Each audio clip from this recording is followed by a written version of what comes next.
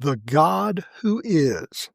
Find out why only Jesus is God in this episode of 5 Minutes Closer.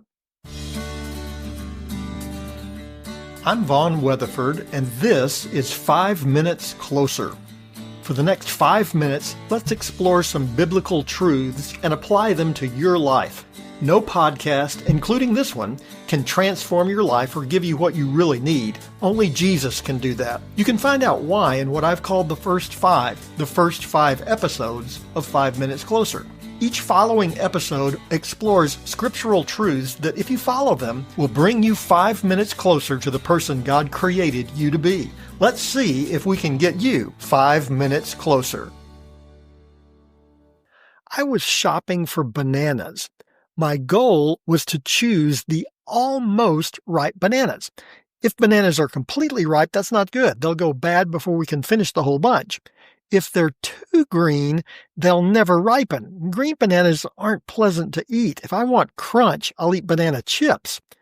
My wife gave me detailed instructions on exactly what to look for, including the exact shade of color and bananas with no bruises.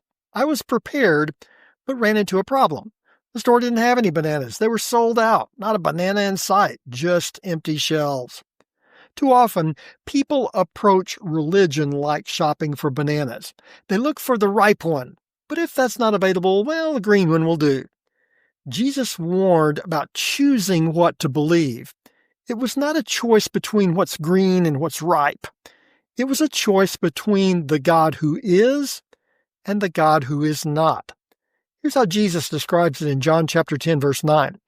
I am the door. If anyone enters by me, he will be saved and will go in and out and find pasture.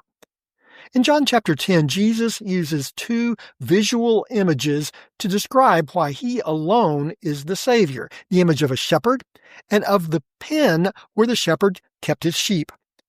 G. Campbell Morgan relates the account of George Adam Smith, who met a shepherd who showed him where he kept his sheep each night. It was a pen with 4 walls and 1 opening, but there was no gate across the opening. Smith asked the shepherd what kept the sheep in if there was no door in the opening. The shepherd replied, I am the door. He explained that at night he lay in the opening. The sheep could not get out, and predators could not get in without going through the shepherd.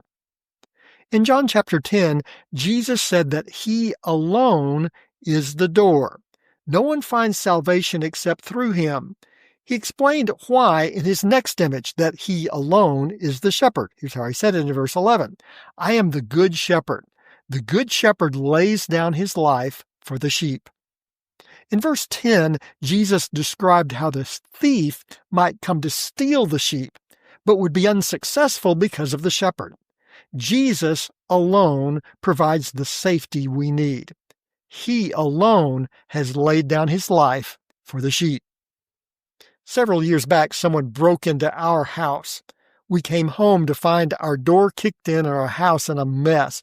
It wasn't the stuff they stole. The truth is, we didn't have that much worth taking. What I do remember was each night lying awake in bed for weeks, listening to see if the burglars were going to return. I didn't care if they took more stuff. Now we really didn't have anything worth stealing. What I did want to make sure is that the burglars didn't come and hurt me. Jesus doesn't want you to fall for the lies of this world. He knows what those lies are. He calls them thieves in the night. Here's how I described it in verse 10. The thief comes only to steal and kill and destroy. I came that they may have life and have it abundantly. Jesus came to provide what he calls abundant life. The word that he uses means superabundance. If you turn away from Christ, you're not simply turning away from a nice teaching. You're giving up the very best. You're turning away from your only hope. You're following the thief instead of the shepherd. That's a mistake that Jesus doesn't want you to make. So he makes it clear. He alone is the true shepherd. Don't make the mistake of following another, because now you're 5 minutes closer.